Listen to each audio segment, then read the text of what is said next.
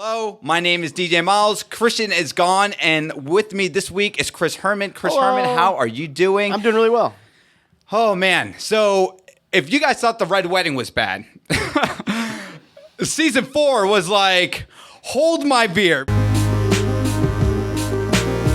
Let's go ahead and start off over here with episode 1, Two Swords. Of course, we know that Tywin has, pretty much destroyed the Stark army here. He's won. Bolton has taken over as Warden of the North. So we see this powerful intro where Tywin just burns down Ned Stark's Valyrian blade steel. He breaks it down into 2. He gives one to Joffrey. He gives one to Jaime and all that stuff. And most importantly, one of the bigger moments as well is we get the introduction of Oberyn Tyrell, one of the big players we see in this game. Yeah. And not only that, he has come with a vengeance, and we start learning about the Martells in general, because we've heard about Dorne sprinkled in here and there, but we, as the audience, if you haven't seen the show or anything like that, you're like, okay, we hear Dorne, we hear all that stuff, we hear the East, but the only East that we know is pretty much Dany's adventures. Sure. So we get the introduction of Oberyn Martell. He means business. We end up finding out through this episode that Aria Martell, who is his sister, was raped and murdered, and we're probably going to say that a lot today. So have that Pee Wee Herman big word come out, raped and murdered, right? So we hear that all throughout season 4, and that the Mountain did this, disgusting act, on Aria Martell. And it was under the orders of Tywin. And then, of course, when we go to the east, we see Dany now seeing, wow, those dragons are huge. But just like any children, Chris, they are they're becoming teenagers. They're becoming a little bit of a pain in the ass. And Mom, I want to do what I want. Yeah. So I'm gonna bite you. So get off. Lay off my back here. Yeah. So seeing the growth of the dragons, how excited do you get seeing them mature with each new season? I mean, yeah, because we want to get to that point when she's finally riding them and destroying people with them. It's like, oh, okay. But also shows just how many years have progressed over the course of this series. Because they never really do a good job at that in the series. And Joe's like, did this take place like a month ago? And so I always look at the dragons. How old are the dragons? Okay, so apparently it's been a few years. And then we hop on over and we'll just jump into episode 2, The Lion in the Rose, because we have a lot to say here. But first, we start the episode with Ramsay sending his dogs out to one of his lovers, right? Because you remember back in season 3 when Theon had almost that 3-way. Almost. Yeah, almost that 3-way. It was just before slipped out from under him. Before it happened, he got the can and all that. But more importantly, Theon, he's gone. He's now officially Reek. And we see how he just pretty much just kind of, Ramsay's lapdog. But of course, we also get the fact that Roose is annoyed at Ramsay for saying, listen, we needed Theon. Yeah. And actually, if it wasn't for the Greyjoys who smuggled me back into the North way back when, it's kind of like I kind of owed them, So I just kind of wanted to politely give their prince away for some sort of a fair trade-off or something. But now with Theon losing his manhood, what good is he? Sure. So we end up finding out about that. And then, of course, we end up finding out, I forgot the name, Ramsay's general lackey. Locke? Yeah, Locke. There we go. Thank you. He ends up going to the North because he needs to figure out, well, hold on, if what you told me is true, Ramsay, that Bran and Rickon are alive, then we need to figure out where they are. Locke, let me go ahead and send you. They're clearly going to their stepbrother, Jon. We also see a lot of fun stuff here. This was one of the biggest moments of Game of Thrones, and I do love how Benioff and Weiss also said, listen, we've kind of known now that you're getting used to this universe, Chris. Of Game of Thrones, episode 9 is the big WTF moment. And the Red Wedding was just so hard to watch, I think, for a lot of people. Let's have the good guys get some victories here. Let's give them some victories that they can enjoy. And man, we've seen this actor who, what's his name, Jack Gleason, who plays Joffrey here, just does a phenomenal job. And even in his last days of being a king, just still being just a jerk to the very end, where you have moments of, him reenacting the War of the Five Kings with the dwarves, which was just super insulting. Not only for that, because we see how emotional Sansa is. You know, she's going through a lot of stuff, and for her to kind of see this reenactment, even if it is done in this like joyful way, comedic Joffrey's way. Mocking comedic way. Mm-hmm. And you know, from Joffrey's perspective, it's really hard, I think, for all of us to watch too, because we all know, listen, what's that expression, like the victors end up writing the victories history here. Yeah, victors end up writing history. Yeah, so of course, you know, if this is what history is going to see everyone as Rob as, it's kind of dire, no pun intended, to see, you know, being it played out. And not only that, we see Joffrey too being a jerk to Tyrion right there, right, where he insults him, and Tyrion knows how to play the game, of course, where he's like, yeah, listen, he's not going to be a smartass right now on like Joffrey's wedding day. He'll politely give him his drink, you know, he'll do this and that, but like he wants to take Sansa away. Yeah. He shouldn't be here. And they do such a good job of just making that episode super tense. And then we also get some great moments here where we see everyone else play out, have interactions with one another during that wedding too, right? Mm-hmm, so we see Olenna with Tywin. We're like, calm down, like, you know, hey, it's a wedding, just enjoy it, whatever, you know, we can hate each other tomorrow. I like that. The reenactments of Cersei and Tywin meeting, Oberyn, and all that is being played out just so beautifully here, where we know how tense these things are, and it's no surprise again to Oberyn, where, hey, we know how he's gonna tell it to Tyrion, because Tyrion, maybe he can tell him,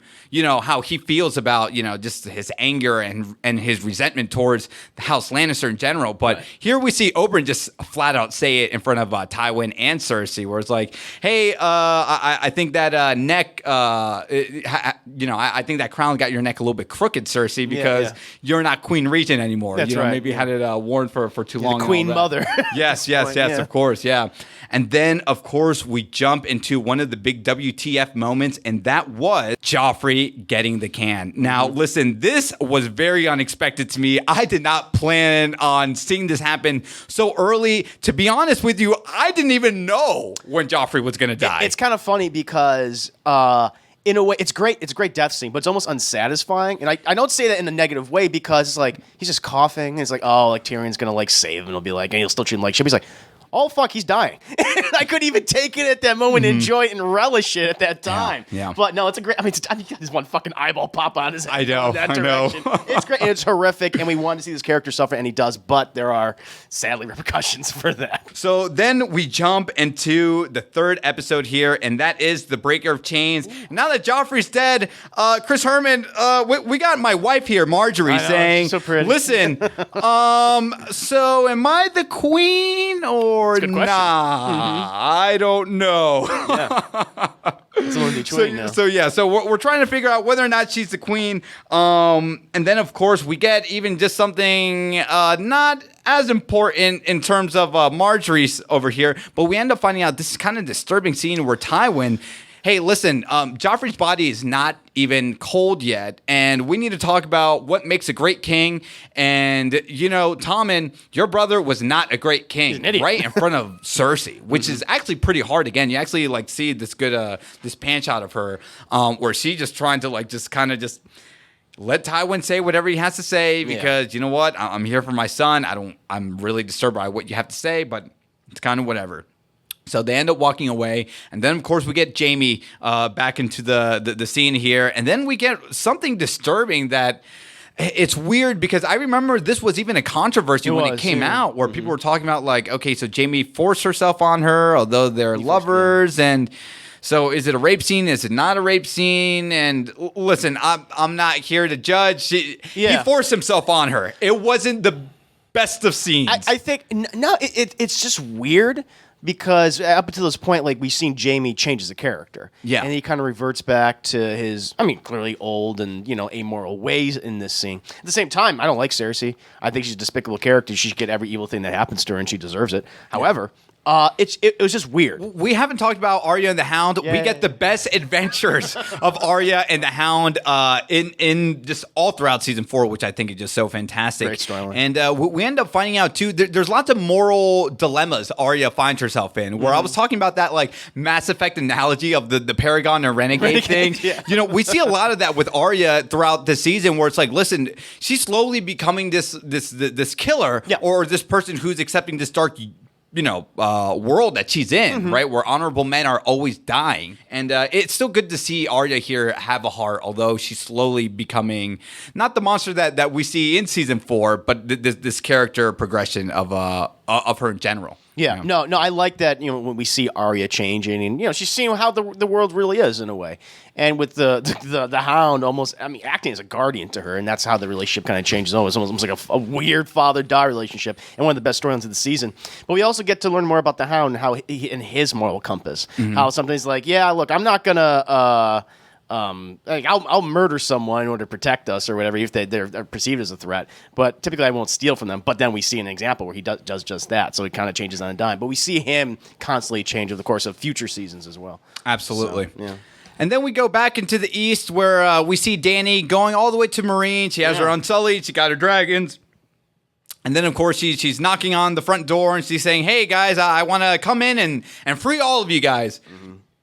Of course, the masters, the slave masters, are just kind of like laughing at her face, and they're like, "What are you talking about? We're gonna send our champion out." He ends up whipping out his penis. Yeah. He ends up taking a piss, and then next thing we know, we see Dario Naharis here. We're different actor, by the way. Swarthy looking Dario Naharis now. Yeah. We have a different Dario who just like, hey, you know what? Let me go ahead and take care of this for you. Yeah. Ends up swooning Dany over, and we see this like, Dancing. I mean, let's be real. This is this cat and mouse game. Of Sure. You see something blossoming amongst these two characters, and of course, Jorah is not really about it. Mr. Friendzone, I'm sorry, and it only gets worse. People, I'm going to give you some advice on how to get out of the friend zone in this review. So just wait.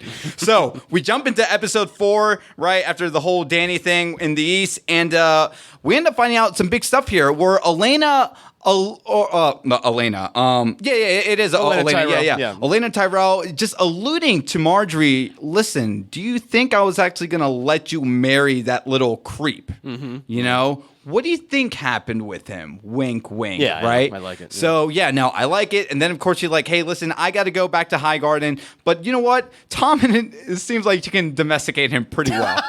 And then we see the introduction people of Sir Pounce in episode 4, Oathkeeper in Game of Thrones. And we see here where Marjorie just whispering some sweet words and like, hey, listen, Cersei, you can talk to your mom, but sometimes a husband and wife should have some secrets of their own. And the whole time Tommen just like, yes.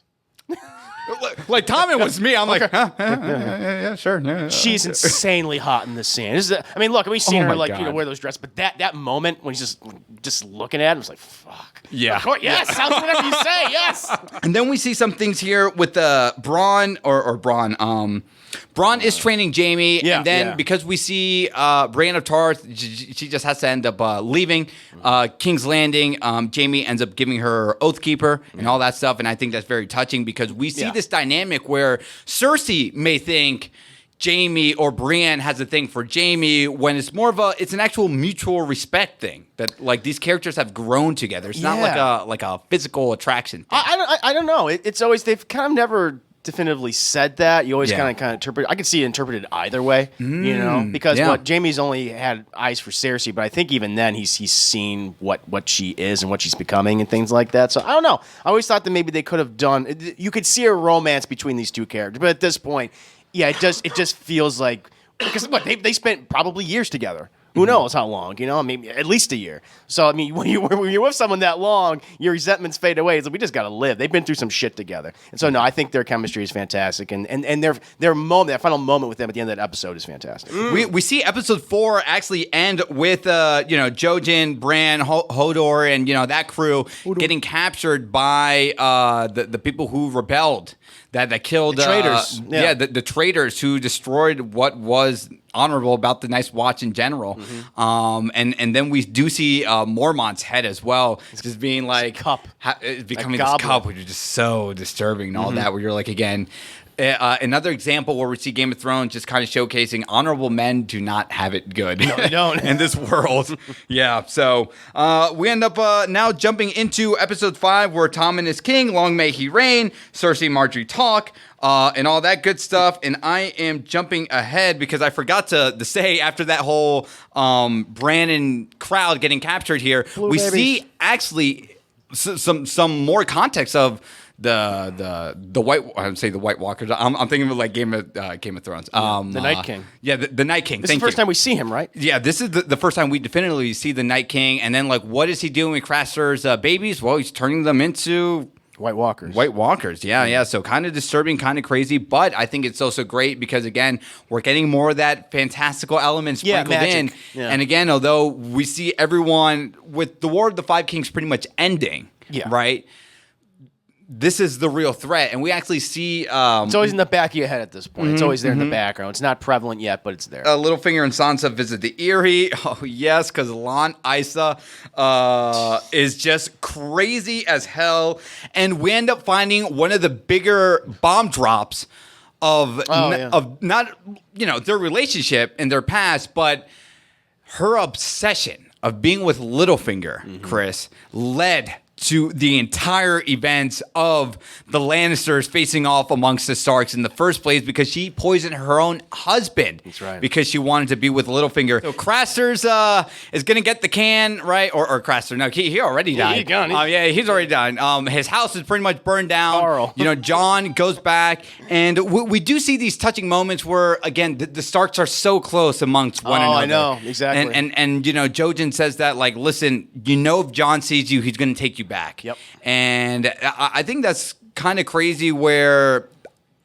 I took it when I watched it again, where it's like, I don't know if it's being the duty of a Stark to be noble enough to kind of live out your bigger purpose in life as opposed to getting what you just actually really want. What you right? want, Because there's that moment where he makes that decision and it's not easy, right? Because listen, all we know from Jojen's point of view is that, okay, you got to see this three-eyed raven, but we don't really know even the scope of how important he is until the later seasons. Yeah, we don't even really care at this point. yeah. And, what's he going to do? It's much easier if Jon protects him, and then at least, I don't know. I still think there's examples where the North can still, the whole dynamic of the show could change off of that one moment right there. Oh, no, whole storylines could be cut from that moment. No, it's great, but it's tragic. And I think that was the purpose of that scene, why it works so well. It's like, yes, we want some of the Starks to reunite because we saw a bunch of them killed the last season. The whole family's separated. They've lost their seat of power. We just want a good moment between them because they're always so lonely and miserable and sad. And we see Yara trying to protect her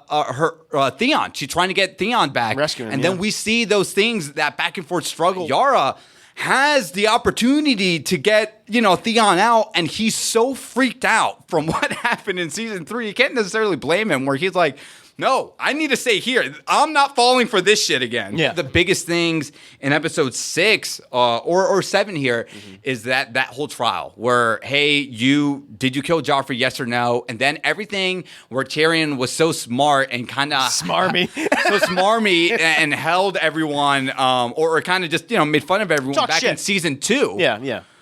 All comes back over here, right? And just like, he put me in the cell. Maester Pycelle is like just saying like, he put me in the cell for something I didn't do, blah, blah, blah. Yeah, and, Meryn Trant, that fucking douchebag, just like, he told me he would, murder me if I wasn't by, and kill the king. Kill the king life type of thing times, and all that stuff. Yeah. And then, we see one of those just great moments where, that speech is just so powerful. Well, because we always want him to say that to everyone who's ever talked shit about him, whether it been Joffrey, whether it been Cersei, whether it been Tywin. And that speech is to his father. Because his father knows, like, I know you didn't kill him. I don't care. Your problem. I don't want to deal with you anymore. Yeah. And we'll just let this happen. But it's a very satisfying moment, even though Tyrion's in a very dangerous situation. So we just jump into episode 7 here, Mockingbird. Tyrion and Jaime talk about the post-trial and all that stuff. Like, well, what are you going to do? Because Cersei has her champion, and that is... the trial by combat, that's what... Or the trial by combat, of course. And then we see the Mountain over here. Christ. And he is just a big man. And I actually got, just a few scenes of him just being so gruesome. And if that wasn't enough, we had one more example of him, just performing some death searing in Game of Thrones. Oh my God! Fatality. So that's pretty much it. I couldn't find the full clips because it was a little too rated R, but you guys get the point now. So I mean, the Mountain, we've seen him in the show, we've seen different actors play him too. This is the third actor, but third time's a charm, and he is just a freakishly large man. And Cersei's like, you ready to fight? And he's like, of course. Who's my challenger? Who am I fighting? Yeah. He's like, well, does it matter? It doesn't matter. Oh no, it does not. We do see some more examples again. The adventures of Arya and the Hound. He shares that story about how his face got burned from his brother, because he had his toy and he wasn't stealing it, he was playing with it. Exactly. And he said it like that, which I thought was a little funny, but it was very touching to see. And then we see how the episode progressed. Oberyn ends up telling Tyrion here, I will be your champion, which we are excited. Get ready for this pay-per-view, boys. But before we get to that, we see the episode end with... we see Littlefinger throwing Lysa out to the moon door because we have to see someone fly because we never saw it back in season 1, or I think we did. We saw that one guy. That one guy fell out. Bronn killed him. So we ended up seeing that, but we end up again finding out more that Littlefinger not only has a thing for Sansa, but sees her kind of like the better thing. It's like, oh, you're Sansa, but just and more, and not crazy either. Which is a huge plus. And he ends up kissing her and all that stuff. So then we jump into episode 8, the Mountain and the Viper, but we see here Ramsay just kind of giving Theon some orders to go to Moat Cailin, pretend you're Theon Greyjoy, tell those Ironborns to give in. Of course, that doesn't happen, or it does happen, but they end up getting flayed away anyway. There's a lot of stuff that happens within the Mountain and the Viper. The Hound and Arya ends up finally going to the Vale, and again we see another example of the Starks being so close. Sansa's already there. Too bad Arya doesn't know that. The Hound doesn't know that. And hey, your Aunt Lysa's dead. Arya starts laughing. Great reaction. You gotta be kidding me. Because now the Mountain has no idea where the hell to go. No, I love that moment so much. It's like, it doesn't matter anymore. That's great. But of course, people, we are here to talk about the main pay-per-view of what a lot of people remember season 4 being all about, and that is right here. Bam! The Mountain versus the Viper. Oh, man. Where I was saying on last week's episode where the Red Wedding was one of those big WTF moments. Sure. And just kind of TV zeitgeist and just general. Pop culture zeitgeist. Pop culture zeitgeist and all that. I mean, the Mountain and Viper, although it's not maybe on par with the Red Wedding, now that Game of Thrones has become this mainstream show, I think it started with season 4, definitely by season 5 for sure. The Mountain versus the Viper, we were calm because we're like, okay, episode 9 is almost coming, but let's just watch episode 8. Well, what's so good about this is the first season they introduce Oberyn Martell, who's such a great character. We love him. He's charming as hell. He's funny. It's like, oh, we're going to see this guy forever. I mean, he has this great dialogue and relationships with all these characters. Clearly, Martells are going to have a huge presence. He's going to be a part of that. This episode. And then we just see those moments where, this is not the day I die. This is not the day I die. And people we know in TV world, shouldn't have said that. As an audience member, honey, today's my last day on the task force. Hey, it's been a good 20 years. I'm going to retire. I just got this one job to do. Just this one more. Honey, I hope you don't die. Of course, I'm not going to die. And you're right. This was the great thing that I think was a nice curveball. Where you're right. Who expected someone that we've just grown to like immediately in this season? No way they're going to introduce someone and kill them off. I just still even recall, even when I close my eyes and think about it, and just he won the fucking thing, man. He won the thing. You know, it was just so hard to watch. And then, of course, you raped her, you murdered her, you raped her. And again, just showing Tywin, like, who gave the order? Who gave you the orders, right? And it just, but it's so powerful. Yeah, That's what I love. Because well he's acted. like, the mountain is done. Yeah. So he's on his back. Thought.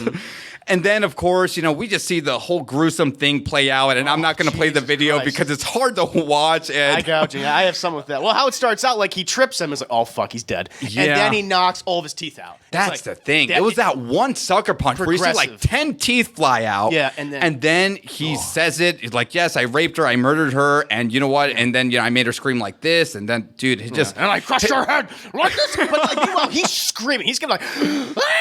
like that. Just I know. Like, you know, he's so cool. I he's know. Just going out like a bitch. I know. It was so hard to watch. But this scene made me, much like the Red Wedding, nauseous because of just how incredibly. This is one of the most graphic deaths we've ever seen in the show. At this definitely. Point. The Mountain versus the Viper was just such a highlighted thing everyone remembers about season 4. Oh, of course, yeah. And a lot of people seem to forget, or myself included here, is the battle of the Wildlings versus the Men's of the Night's Watch. Yeah. This was also another pay-per-view event we got sprinkled throughout the season where it's 100 versus 100,000. How are we going to do this? This is, the odds are impossible. And if you thought the Battle of Blackwater was great in season 2, I really like how personable or personal the story was in this episode here, the Watchers of the Wall. Yeah. Where we now see these characters that, although we don't know their names, right?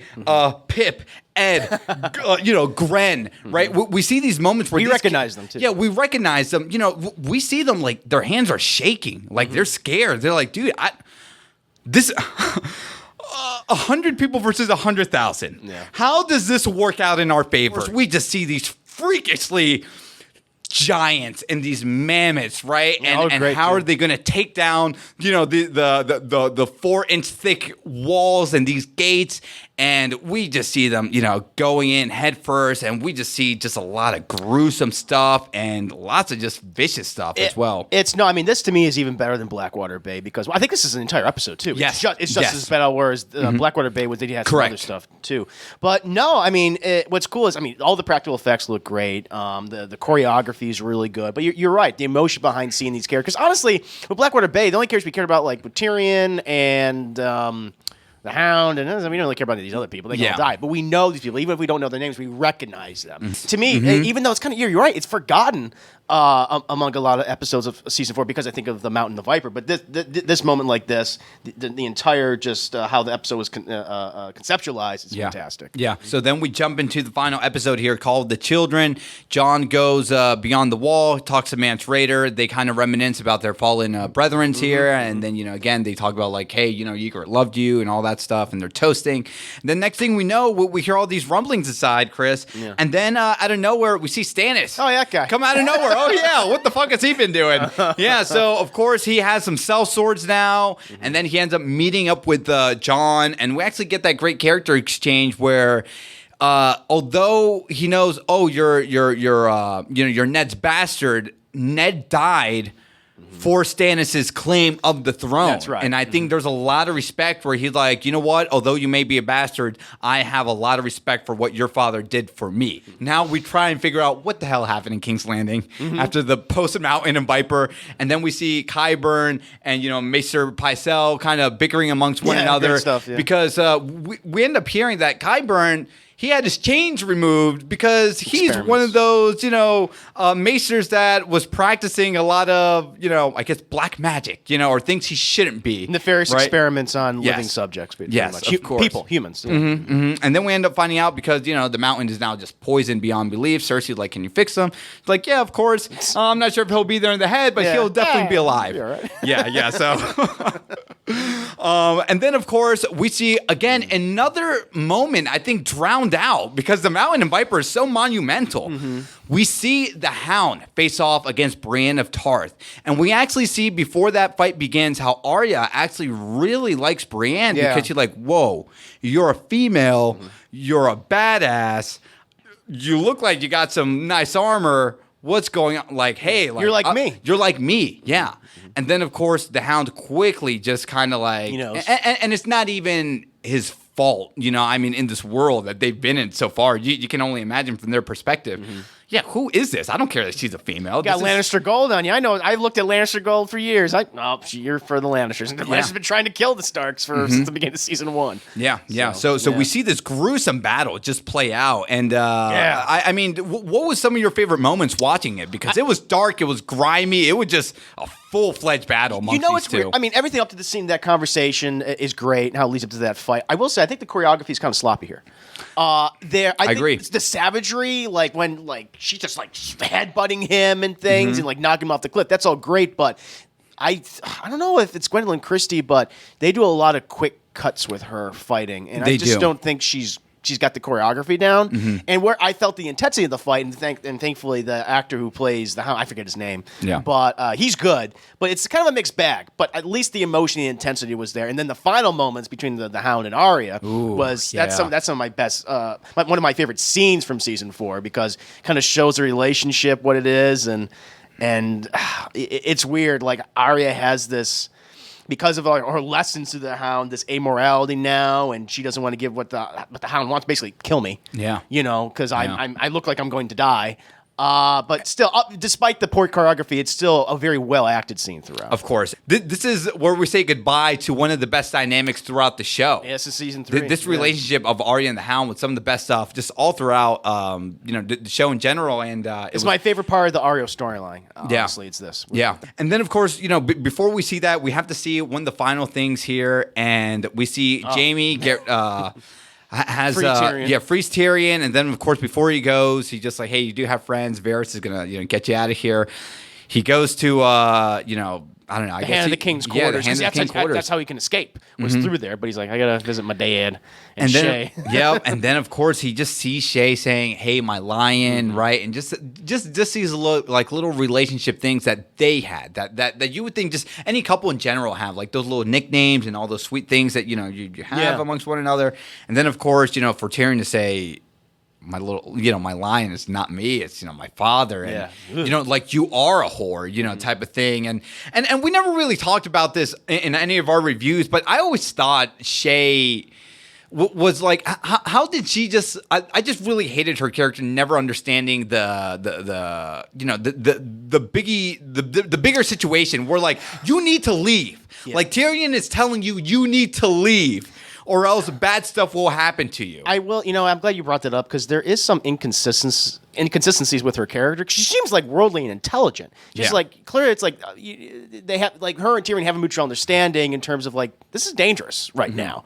And like, I have to say certain things that, I don't necessarily believe in. But she says that at times, like, she seems very intelligent. Like, oh, I know exactly what you're saying. Other times, like, she seems very ignorant and like, oh, how dare you don't want me? And then it's like, that's like, wait, what? Very inconsistent. I mean, I think the actress does a good job. She does a good performance. For but sure. I think it really is the writing, and they didn't know what to do with that character. Because apparently in the books, she's very selfish. Yeah. And that's consistent throughout. Whereas here, they wanted the audience to care more about her and maybe engender towards her, and where they kind of did a mix, and it just doesn't work. Sadly. Yeah. And I forgot to mention before Tywin gets the can, there was like an episode or two before. On the can. Yeah. Where Littlefinger's like, oh, a lot of people die all the time. They die in their sleep. They die when they're eating. Sometimes they die, in the pooper. Yeah. And I just thought that was some great foreshadowing now, seeing this happen, where like Tywin's this big character that you and I and just the rest of the audience and just so threatened by, right? Like he threatened, just but also presence. Respect and really like, even though he's an asshole. Yeah, and for him to go out and just the most, comedically gothic way possible. It's just like he dies on the shitter. Yeah. He dies shitting himself. Pretty much. Yep. And there's a moment where, when Tyrion finally does the deed, he's gone. And then, Varys has that funny moment too when I rewatched the episode. He's just like, the bells are ringing. I don't know what the hell I'm going to do here. Yeah. I'm going to get the hell out because Tywin at least was the one person who kept it all together. Yeah, he was. He was probably smart enough, the spider, to realize, okay, well, if Tyrion is gone, Cersei is going to be in charge, and I don't know what else is going to go on. If Elena's gone as well, I need to get the hell I'm not going going to last here. So, I'm going to go over the narrow sea. So, and then that was pretty much the end of season 4. Great ending. One of the best seasons that this show had to offer, and just a lot of memorable moments where even when I rewatched this again, the Mountain and the Viper was just, and Oberyn was just this big thing. A lot of people remember about season 4, but of course, those great scenes of Brienne of Tarth fighting the Hound. We see the men of the Night's Watch fight the Wildlings. Entire episode, and just Arya and the Hound's relationship. We get lots of great moments that reinforce, this is why I enjoy this season so much. And at least it promises there's a big power gap now. Power vacuum. It's like, what's going to happen with season 5? How's that going to be filled? And we learn.